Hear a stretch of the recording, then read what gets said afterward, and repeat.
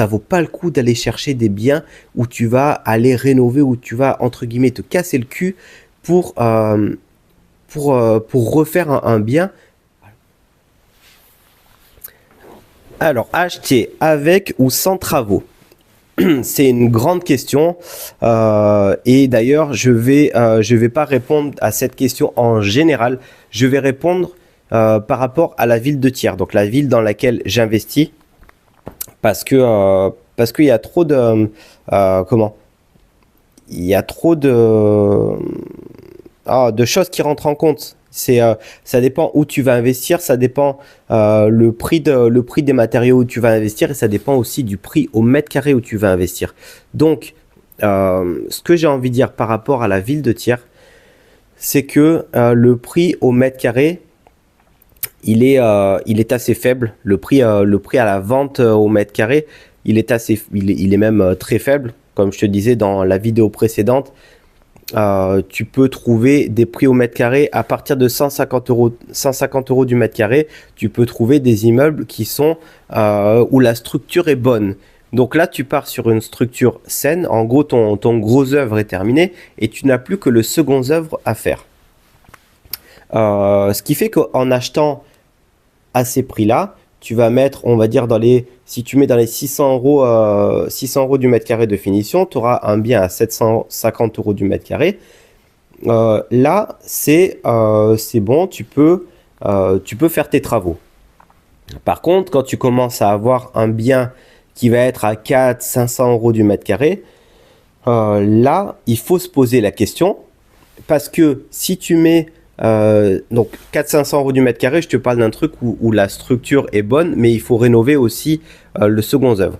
Dans ce cas-là, il faut se poser la question, parce que si tu mets aussi dans les 500-600 euros du mètre carré à faire tes finitions, ça va te ramener ton bien plus de 1000 euros du mètre carré et là, ça coince un petit peu parce que,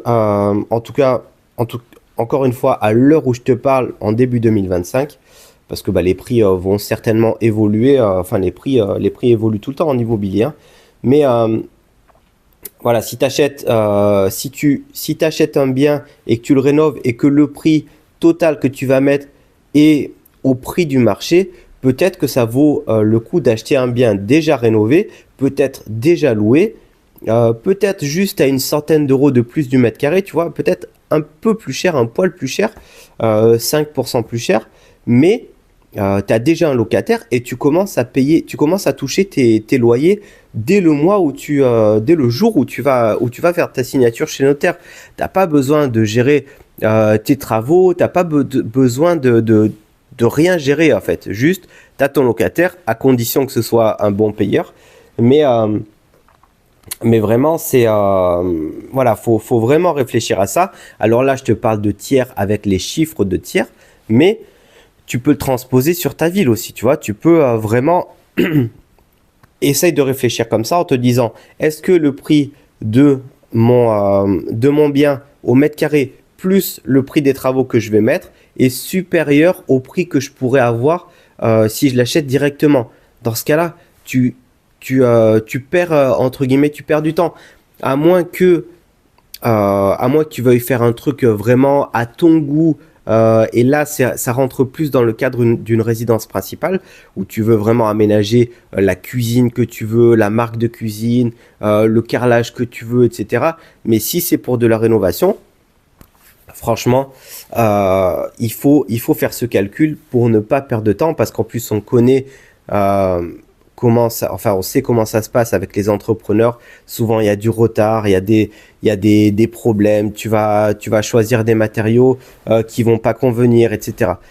Voilà, c'était une petite remise en question entre guillemets de ma part par rapport à des biens que je vois en ce moment sur les petites annonces et sur des agents immobiliers qui m'appellent maintenant et qui me donnent des biens en off-market.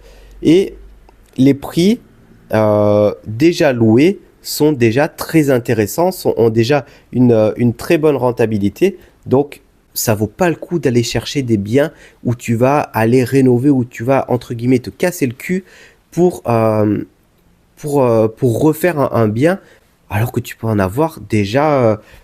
T'as les autres t'as le propriétaire précédent, il a travaillé pour toi et il a refait le truc entièrement. Voilà, voilà ma réflexion du jour. J'espère qu'elle t'aura fait un peu avancer dans ta réflexion personnelle. Et je te dis à bientôt pour la prochaine vidéo. À demain pour la prochaine vidéo. Ciao.